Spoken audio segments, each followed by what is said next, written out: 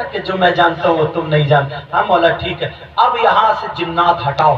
اب آئی ایک جماعت, سمجھے, فرشتوں کی جماعت. یہ جنات کو یہاں سے ہٹایا, مارا کاٹا, پورے سے مارا کاٹا. کچھ بچے تو بیابان میں چلے گئے, جنگلات میں چلے گئے, پہاڑوں میں چلے گئے. تو قرآن کی تفسیر سے کیا پتا چلا جنات کہاں چلے گئے؟ بیابان میں چلے گئے, جنگلات میں چلے گئے, پہاڑوں میں چلے گئے. مگر اللہ کے بندو ایک بات تو ذرا سوچو, 3 روٹی کھاؤ تو 1.5 کی عقل تو رکھو. جنات کہاں ہے؟ بیابان میں ہے, جنگلات میں ہے, پہاڑوں میں ہے. بیابان میں عورتیں نہیں جاتی ہیں, جنگلات میں عورتیں نہیں جاتی ہیں, پہاڑوں میں عورتیں نہیں جاتی ہیں. تم جاتے ہو بیابان میں, تم جاتے ہو جنگلات میں, تم جاتے ہو پہاڑوں میں. جنات تمہیں تو نہیں چپٹتے. اسے گھر میں آٹا گھونتے گھونتے چینا گیا, اسے جھاڑو مارتے مارتے چینا گیا. عورتوں کا جانا مزار پر جائز نہیں ہے, اس لیے وہاں پر خرافاتیں ہوتی ہیں, گنڈا گردی ہوتی ہے, بدنگاہی ہوتی ہے. اسی لیے اسلام نے پینٹ لگا دیا. اور پیارے سنو, کیوں جاتے ہو تم؟ اس لیے تاکہ ہماری دعائیں قبول ہو جائے. سبحان اللہ, سبحان اللہ. سنو, کیا ہر ایک کی ہر دعا قبول ہو جاتی ہے؟ بولو نہیں. اگر ہر ایک کی ہر دعا قبول ہو جاتی ہوتی تو اب تک پڑوسی کو مروا چکا ہوتا. کیونکہ دل میں جلن, حسد کی نہ بغاوت. کسی کا کام اچھا چل رہا, وہ گھر میں بیٹھے بیٹھے چل رہا. کوئی ترقی کر رہا تو وہ چل رہا, کوئی اچھا ہو رہا وہ چل رہا, یہ تو دعا نہیں کر رہا. اے اللہ اس کو اور ترقی عطا فرما, مجھے بھی ترقی عطا فرما.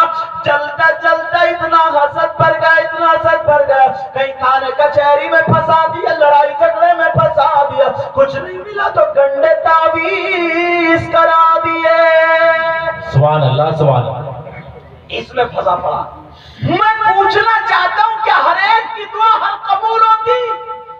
نہیں. کوئی بارگاہ ایسی نہیں ہے جو ہر ایک کی ہر دعا قبول ہوتی ہو.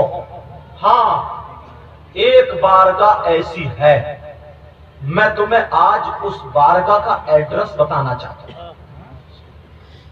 وہ بارگاہ ایسی ہے, اگر وہاں پہ دعا ہو جائے تو 100% وہاں پر دعا مقبول ہوتی ہے. اگر نہ ہو تو میرا دامن پکڑ لینا. دعویٰ کر رہا ہوں, دلیل بھی دوں گا بعد میں. بولو, سننا چاہ رہے ہو وہ بارگاہ کون سی ہے, وہ جگہ کون سی ہے؟ مسئلہ یہ بھی سنو, مزارات پر عورتوں کا جانا جائز نہیں, مگر اس بارگاہ میں عورتوں کا جانا بھی جائز ہے.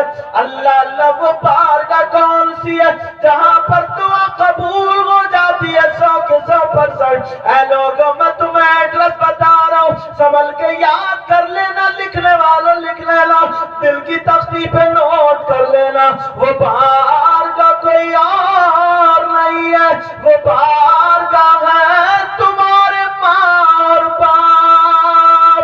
تمہارے ماں باپ ہے. پیارے سنو, اگر تم نے ماں کو راضی کر لیا, تم نے باپ کو راضی کر لیا, اگر ماں باپ راضی ہو گئے, ماں باپ کی خدمت کر لی, ماں کا دامن پکڑ گئے, باپ کا دامن پکڑ گئے, اگر تم نے دعا کرا لی اور تمہارے ماں باپ نے لڑکھڑاتے ہاتھوں سے تمہارے سر پہ ہاتھ رکھ دیا یا ہاتھ اٹھا کر کے دعائیں کر دی, تو اس کی دعا رد نہیں ہوتی.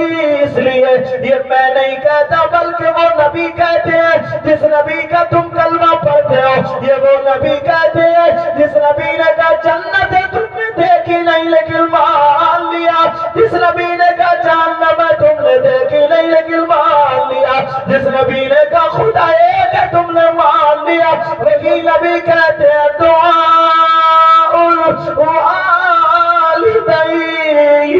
الاولادہما کدعاء النبی عن امتہ. نبی فرماتے ماں باپ کی دعا اولاد کے حق میں ایسی ہوتی ہے جیسے مجھ محمد کی دعا میری امت کے حق میں ہوتی ہے.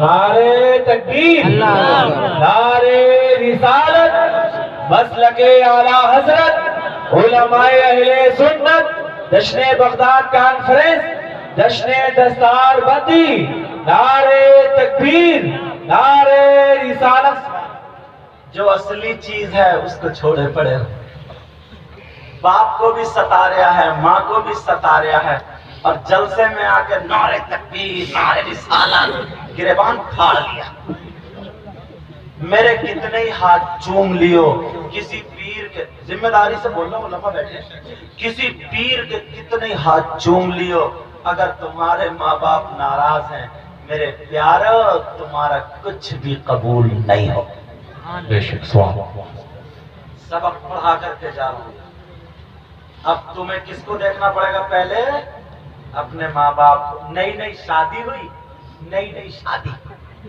اب تو لٹو بنے پھر رہے ہیں 1 کلو سیب لیے یا سنترے لیے کالی پنی میں لپیٹے کرے اور کوک میں دبائے ایسے کر کے اور ماں کی طرف سے منہ گھما کے ٹیڑا ٹیڑا سیدھا بیوی کے کمرے میں بجا رہے ہیں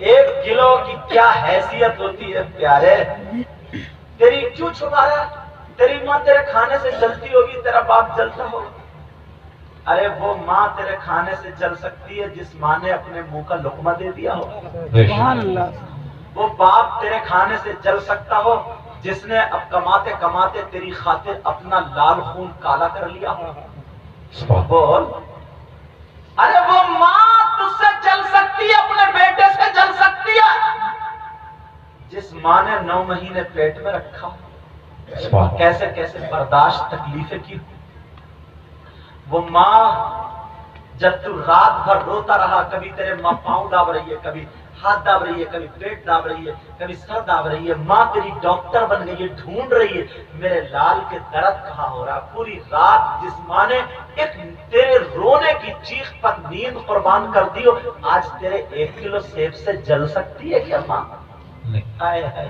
کیا دماغ پایا ہے تو نے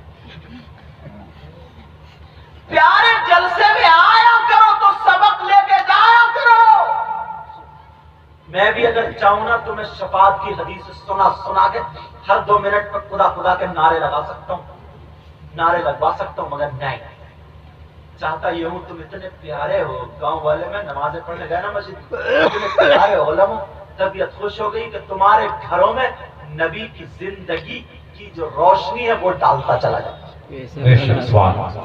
تاکہ تمہارا گھر سدھر جائے سننا چاہ رہے ہو تھکے تو نہیں ہو اب سنو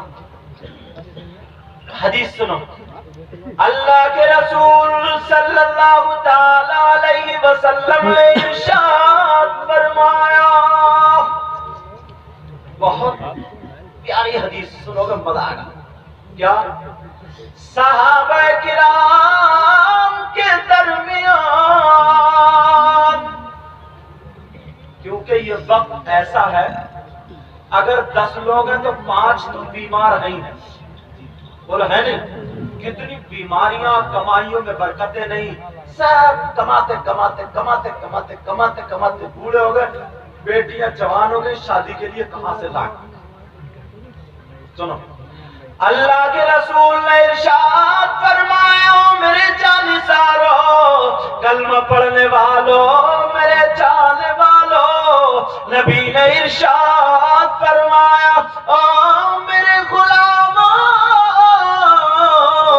ایک وقت ایسا آئے گا ایک دور ایسا آئے گا ایک زمانہ ایسا آئے گا کہ جب زمین اناج سے زیادہ بیماریاں پیدا کرے گی اور آسمان پانی سے زیادہ آفتیں برسائے گا سبحان اللہ سبحان اللہ زمین مطلب دانے دانے پہ بیماری قطرے قطرے پہ آفت صحابہ نے عرض کیا پوچھا تھوڑی آواز بڑھا دو بیٹا صحابہ نے پوچھا عرض کیا آقا وہ وقت کون سا ہوگا وہ زمانہ کون سا ہوگا اتنا اور ارشاد فرما دے میرے نبی نے نیچے کا ہونٹ دانتوں سے دبایا، آنکھوں میں آنسو چھلکائے۔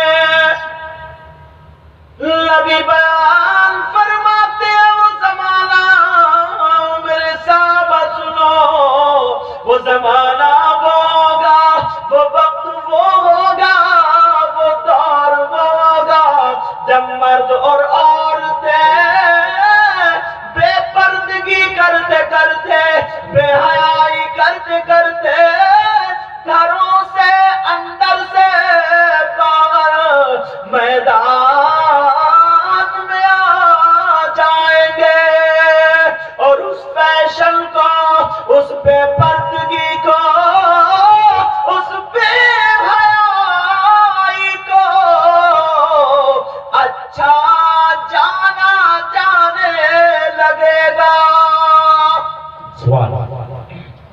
آج وہ دور آ گیا، آج وہ وقت آ گیا۔